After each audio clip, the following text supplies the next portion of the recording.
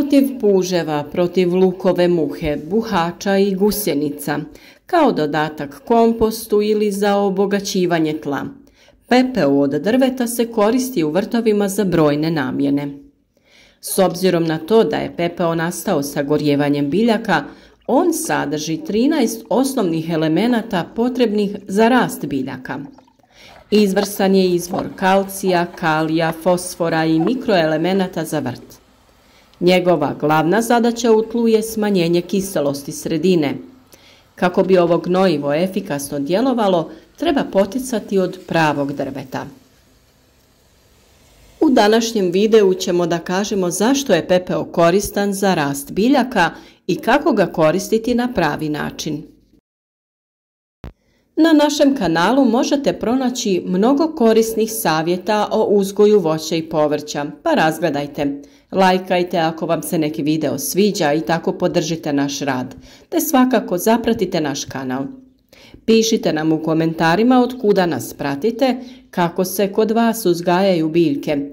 Pitajte naravno sve drugo što vas zanima, a video možete podijeliti i na vašim društvenim mrežama.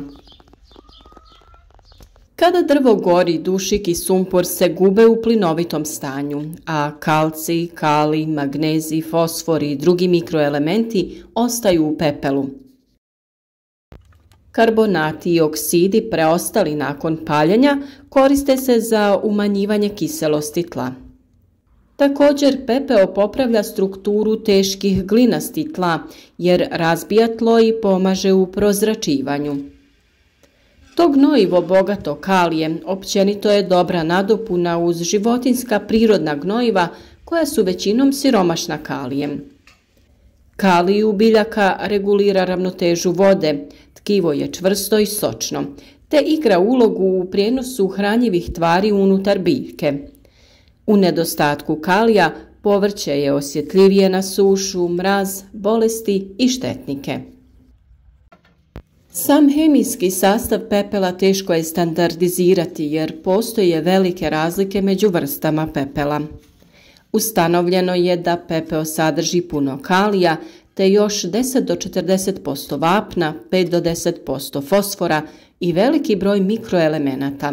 No, ne sadrži dušik, pa ga je potrebno odvojeno nadodavati. U usporedbu sa mineralnim gnojivima, prosječni pepeo bi imao omjer kao NPK 0,1,3. Tako, na primjer, pepeo dobiven izgaranjem treseta i kamenog ugljena sadrži samo 1 do 2% kalija i fosfora, te neznatne količine vapna, pa nije preporučljiv kao gnojivo. Pepeo dobiven od briketa ugljena također nije preporučljiv za poboljšavanje strukture tla, jer se u njegovoj proizvodnji koriste štetne tvari kao petrolej, parafin, boraks, sumporov oksid i natrij nitrat. Isto se odnosi i na pepeo nastao izgaranjem peleta, koji nije dobro koristiti u svrhu prihrane biljaka zbog različitih primjesa koje sadrži. Pepeo od različitih vrsta drveta pokazuje različita svojstva. Tvrde vrste drveta općenito sadrže više fosfora i kalija nego crnogorica, ali puno manje kalcija. Također, tvrde vrste drveta kao što je hrast daju više pepela po jedinici upotrebljenog drveta i više hranjiva nego mekane vrste drveta. Pepeo od bukve i graba ima sadržaj oko 10 do 15% kalija i 5 do 10% fosfora. U prosjeku gorenjem drveta dobivamo oko 6 do 10% pepela. Pepeo drveta sadrži kalij koji je glavni nutrijent povezan sa cvjetanjem i plodonošenjem.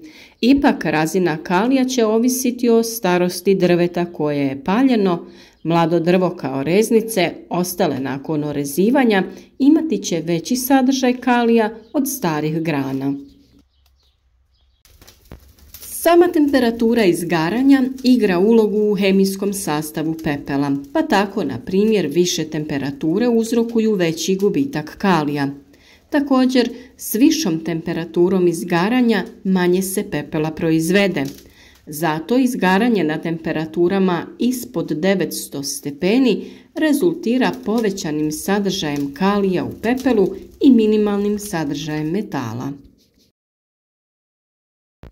Prije same upotrebe pepela kao poboljšivača tla, preporučljivo je uzeti uzorak tla i dati ga na analizu, da se utvrdi pH vrijednost i količina hranjiva koje sadrži. Uzorci bi se trebali testirati u jesen ili zimu. Važno je odnijeti reprezentativan uzorak tla u ispitni laboratorij. O temi pravilnog uzimanja uzorka tla za analizu imate poseban video na našem kanalu. Također, bitno je čuvati podatke o prethodnim rezultatima analize jer onda možete usporediti promjene u sastavu nutrijenata. Korisno je upotrijebiti pepeo na tratini, cvjetnjacima i uz grmlje. Preporučljivo je dodavati oko 250 do 450 grama pepela godišnje na svaki grm. No pepeo je najkorisnije dodavati u uzgoju paradajza i drugih biljaka iz porodice pomoćnica.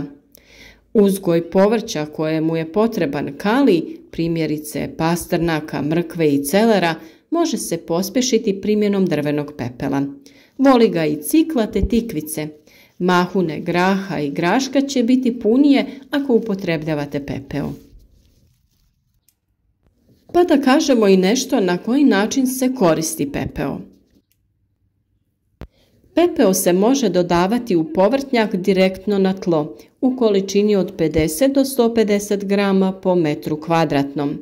Nakon posipanja ugrabite ga u zemlju ne oštećujući korijenje ili ga nakon rasprostiranja na površini tla u sloju od 3 do 5 cm motokultivatorom izmješajte dublje u tlo.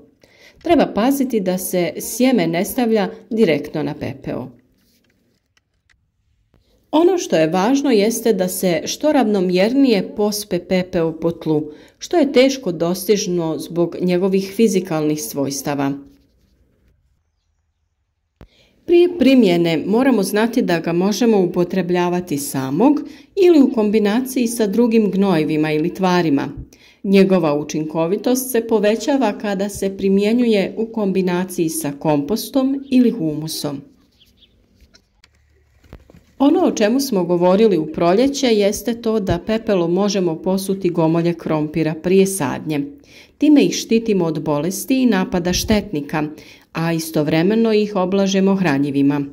Koristi se 1 kg na 30 kg sjemenskog krompira. Ukoliko dijelimo gomolje, onda rane od rezanja možemo dezinficirati tako što ćemo ih posuti njime. Lučice crvenog i bijelog luka prije sadnje također možemo dezinficirati u otopini vode i praha pepela. U 1 litru vode dodajte 100 grama pepela, izmješajte i u to potopite lučice na sat vremena. Nakon toga ih lagano osušite i pristupite sadnji. Kupusnjače i repe ga vole i možemo ga dodavati prilikom pripreme zemljišta ili kada obavljamo sadnju presadnica kupusnjača. U svaku sadnu jamu se doda šaka pepela ili 1 jušna žlica i izmiješa se sa zemljom. Može se koristiti i u svrhu zaštite kupusnjača od štetnika. Kada biljke formiraju 2 do 3 prava lista, mogu se njime posuti kako bi se zaštitile od štetnika. U periodu vegetacije tretiranje se može obavljati više puta, posebno nakon kiše. Krompir, paradajz, patliđan i paprika odlično reagiraju na ovakvu prihranu, posebno kulture koje su veliki potrošači kalija poput krompira i paradajza. Za krompir ga je najbolje pomiješati sa humusom ili kompostom u količini od 1 čaše pepela i 3 do 5 kg humusa na 1 kvadratni metar. Upotreba pepela u poboljšavanju tla mora biti sa namjerom da se postigne ili održi optimalna kiselost tla. Dodatno, ako se uz pepeo koriste i druga gnojiva, onda njihovu količinu treba rekalkulirati jer su pepelom u tlo već uneseni i drugi elementi. To se pogotovo odnosi na usjeve koji su osjetljivi na višak fosfora i kalija. Neki radovi izvještavaju o štetnim posljedicama prevelike upotrebe pepela, no štete po usjeve nastaju samo zbog previsokog pH zemljišta koji nije optimalan za određene usjeve na kojima se aplicira pepeo. Najsigurnije je da se držite preporuke da na površini od 100 kvadratnih metara možete koristiti ne više od 10 kg pepela godišnje.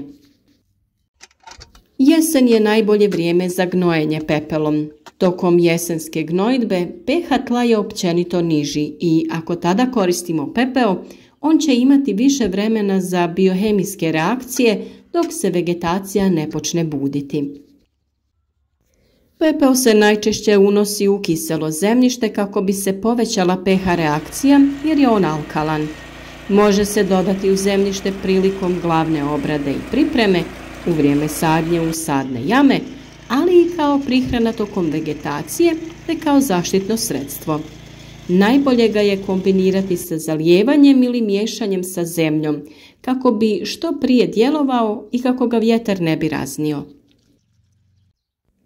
Nemojte upotrebljavati pepeo na lužnatim tlima ili uz biljke koje vole kisel okoliš. Lužnatim tlima potrebno je dodati sumpor. Nemojte koristiti pepeo uz tek proklijale biljke jer pepeo sadrži previše soli za klijance. Pepeo možemo upotrijebiti i u zaštiti biljaka od bolesti i raznih štetnika. Pospite pepeo oko biljke koju želite zaštititi tako da onemogućite prilaz organizmima koji prilaze po tlu. Tako će mravi odustati od jagoda, a puževi odustati od lisnatog povrća. Ali kada se pepeo jednom navlaži, gubi svoja repelentna svojstva. Također trebate znati da učestala upotreba pepela na ovaj način može previše podignuti pH vrijednost tla ili akumulirati visoke razine soli štetne za biljke. Suhim pepelom možete zaprašivati krompir sve do pojave cvjetova da biste ga zaštitili od zlatica. Pospite i kupusnjače kako bi ih zaštitili od napada buhača i gusjenica. Biljke se može i prskati vodenom otopinom pepela, a o svim načinima pripreme i korištenja pepela imate poseban video na našem kanalu. Na ovaj način odbijaju se kukci koji se hrane lišćem. Prskanje je potrebno ponoviti 2 do 3 puta u razmaku od 8 do 10 dana. Također u kompostištu pepeo drveta se koristi za održavanje neutralno kisele sredine, koja je najbolja sredina pri kojoj mikroorganizmi rastvaraju organske tvari. Pospite pepeo na svaki sloj dodanog komposta. Pepeo također dodaje nutrijente kompostu. Najjednostavnije je zapamtiti da dodate onoliko pepela da ga nakon miješanja sa kompostom ne možete vizualno izdvojiti. Upotrebom pepela iz vlastite peći uštedjet ćete na gnojivu za svoje vrtove. Iako postoji nekoliko alternativa u upotrebi pepela u poboljšavanju tla, čini se logičnim da je najbolje zemlji vratiti ono što nam je zemlja dala.